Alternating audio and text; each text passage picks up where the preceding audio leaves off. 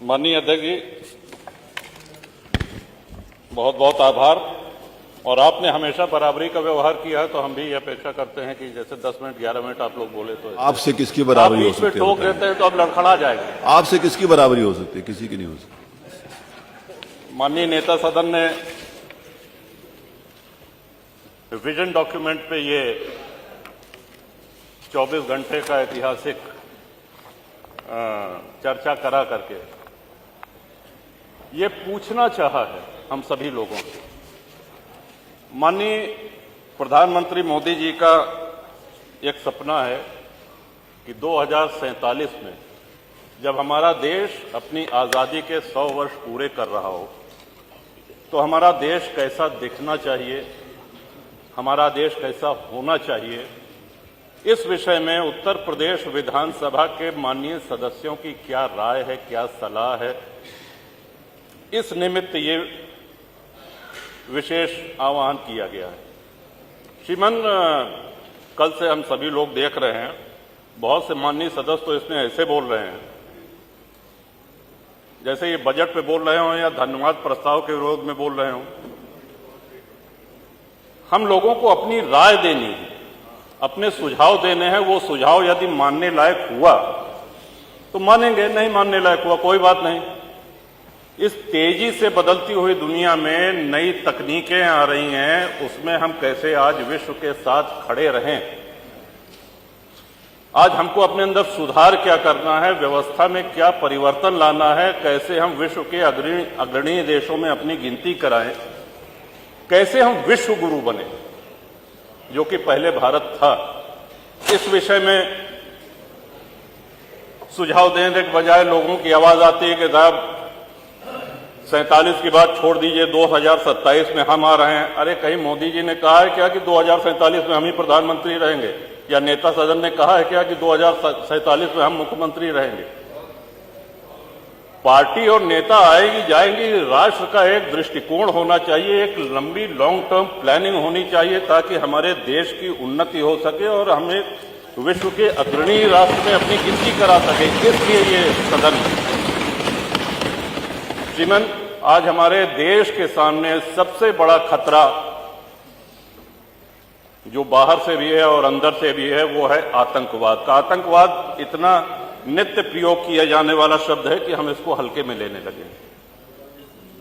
कल्पना करें, अमरनाथ जी दर्शन करने यदि कोई भक्त जाता है, बड़ी संख्या में लोग जाते हैं, 80,000 सैन्य बल लगते हैं सुरक्षा देने के लिए। क्या हम कल्पना कर सकते हैं अगर वहां सेना और सैनिक बल न हो तो जो श्रद्धालु हैं, जो दर्शनार्थी हैं, क्या वो दर्शन कर सकते हैं? उनके साथ आतंकवादी क्या व्यवहार करेंगे, और जो व्यवहार करेंगे क्या जाति पूछकर करेंगे? अभी हाल में पुलवामा हुआ है, आप सभी लोगों ने देखा है, हम सभी लोग इसके गवाह हैं। कलमा जानते हो, कलमा पढ़ो। कलमा नहीं पढ़ पाए, वस्त्र उतार करके, लिंग देख करके ये निर्धारित किया गया कि ये हिंदू है, और हिंदू देख करके मारा गया। वहां किसी ने जाति नहीं पूछी। किसी भी चीज का बंटवारा हो, चाहे वो घर का हो, संपत्ति का हो, व्यापार का हो, अगर आप बांटेंगे तो उसको कमजोर करेंगे। श्रीमान, भारत सबसे बड़ा विश्व का आबादी वाला देश है, सबसे बड़ा लोकतंत्र है, और इसका बहुत बड़ा श्रेय इसमें जाता है कि बहुसंख्यक हिंदू समाज यहां रहता है। जिन देशों में संविधान लागू है, विश्व के जिन देशों में संविधान लागू है, जहां राजतंत्र है, सुल्तान है बैठे या कोई तानाशाह है, उसकी हम बात नहीं कर रहे हैं। जिन देशों में संविधान लागू है, समय के साथ देश काल परिस्थिति के अनुसार संविधान में संशोधन होते रहते हैं। लेकिन जिन देशों में संविधान लागू है, क्या कहीं उसका प्रिएम्बल, क्या कहीं उसकी प्रस्तावना बदली गई है? विश्व में एक भी देश ऐसा नहीं है जहां प्रस्तावना ही उठा के बदल दी जाए। संविधान शिल्पी बाबा साहब अंबेडकर, संविधान सभा के अध्यक्ष बाबू राजेंद्र प्रसाद, पंडित जवाहरलाल नेहरू, सरदार पटेल, सरोजनी नायडू जी, कृपलानी जी, ऐसे ऐसे विद्वानों ने मिलकर के हमारे संविधान की रचना करी और उसकी प्रस्तावना को ही 1976 में इमरजेंसी में, आपातकाल में, एक झटके में, जब देश में लोकतंत्र नहीं था, बदल दिया गया। इवन बाबा साहब अंबेडकर उस वैद्य की तरह हैं जो एक बहुत बड़ा वैद्य कोई औषधि दे। अब आप पहुंच जाइए बीच में कि नहीं साहब इनसे बड़े तो हम वैद्य हैं, इन्होंने क्या कहा, ये गर्म पानी के साथ लेना है, गर्म नहीं ठंडे दूध के साथ लो। कहने इसमें क्या है, कहने इसमें अदरक मिला दो, इसमें क्या है, लहसुन प्याज मिला दो। तो जो वैद्य ने दवा दी है उसकी तो ऐसी तैसी हो गई। इतने बड़े, और 2047 में सबसे जरूरी है भारत की जनता को जागरूक करना। लोकतंत्र के साथ जब भी कुठाराघात होता है, जब भी उपहास होता है लोकतंत्र का, जनता को बोलना पड़ेगा, बोलना पड़ता है। नेता कितना भी मजबूत हो, राष्ट्र कितना भी मजबूत हो, लेकिन राष्ट्रवासी वो जागरूक हों, मुखर हों। और इसके पीछे शिक्षा प्रणाली एक बहुत बड़ा कारण है। मैकाले की शिक्षा प्रणाली ने हमको हीन भावना सिखा दी है। आज हमारे गुरुकुल बंद हो गए हैं। धीरे धीरे ये प्रयास हो रहा है कि हमारा गौरवशाली इतिहास आज हमारे बच्चों तक पहुंचे और उसके लिए इंटरनेट जैसी कई सुविधाएं उपलब्ध हैं। श्रीमान, भारत में लगभग हर प्रमुख धर्म का व्यक्ति रहता है। हिंदू हैं, मुसलमान हैं, सिख हैं, ईसाई हैं, लेकिन किसी भी जैन हैं, किसी भी अन्य धर्मानुयायी के धर्म स्थल से पैसा नहीं लिया जाता है। कहीं आपने सुना है मस्जिद से पैसा ले रही है सरकार, चर्च से पैसा ले रही है सरकार? लेकिन 4 लाख के ऊपर हिंदू मंदिर ऐसे हैं जो सरकारी नियंत्रण में है और सरकार चढ़ावे का पैसा उनसे लेती है। जो भक्त जाता है, जो दर्शनार्थी जाते हैं, वो ईश्वर के प्रति अपना